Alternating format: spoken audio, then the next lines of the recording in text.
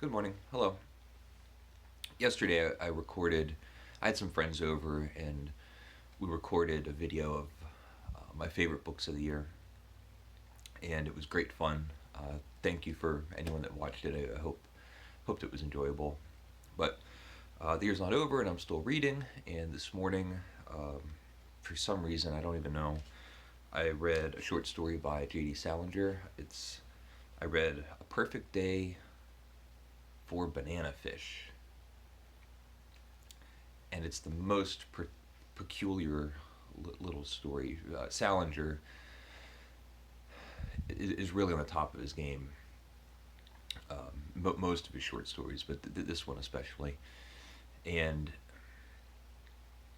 it's a two-part story. It begins with Muriel in a hotel room, and she gets a phone call from her mother, and her mother is anxious and worried. Muriel is pretty aggravated, feeling that her mother is being overbearing. Her mother is very concerned for Seymour Glass. This is a story that involves the Glass family, which is a recurring element in um, J.D. Salinger's work. And the mother says, if Seymour does anything funny, please call me. Please let me know. And the daughter is being dismissive. The second scene is this dotty little girl. I think it's Sylvia, I think her name is. And her mother goes up. They're at the beach, and her mother goes up to the bar to get a martini. And Sylvia walks along the beach and comes across a gentleman, young man that she knows. And I believe that he's unnamed. He's specifically unnamed. I could be wrong about that. But they know each other, and they have a very strange, seemingly dreamlike conversation, but also an accurate conversation that an adult might have with a whimsical child, asking lots of funny questions and being an adult and playing along and telling stories.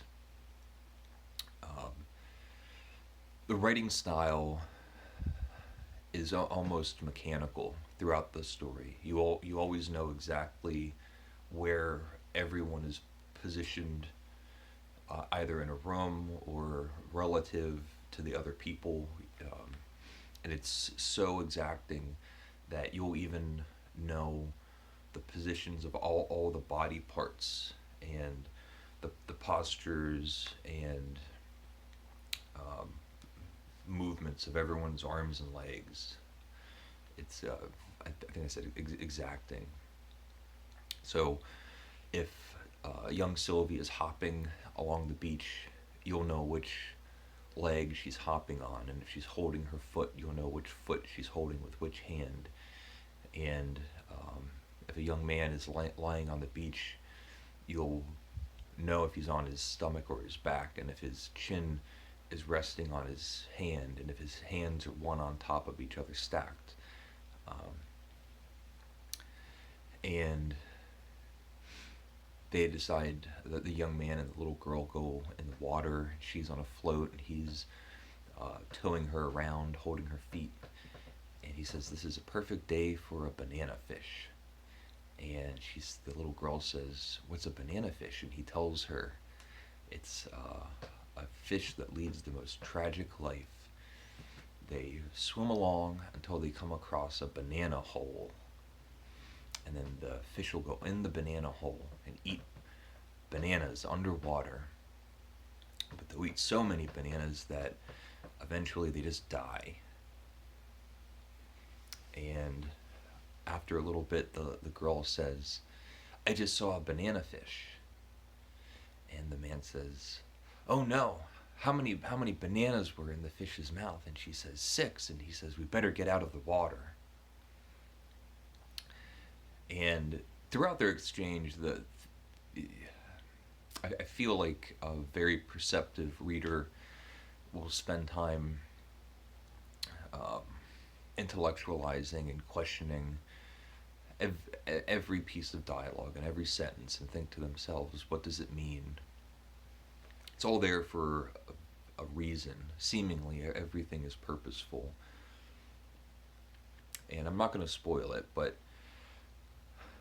at the end of the short story, guaranteed, you're going to read the last sentence twice. And you will no longer be intellectualizing. You will no longer be thinking of literary criticism. You're going to put the book down and say to yourself, what just happened?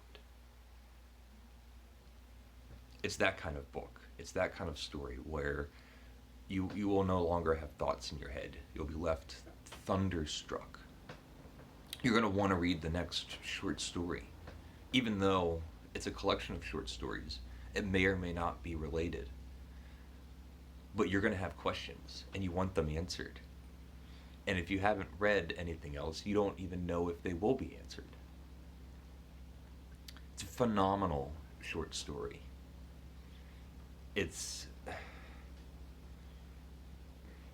a perfect example of what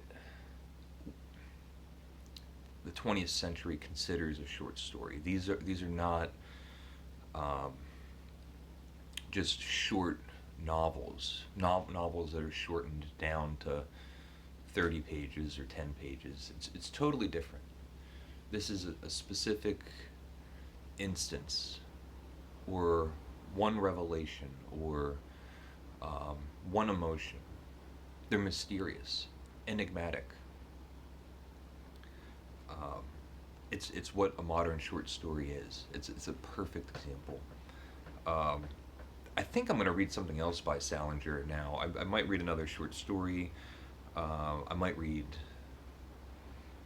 Seymour, an introduction, maybe. For a writer that I've read everything by him, and it says a lot that you can read a short story and then immediately be completely intrigued by everything else the person has written.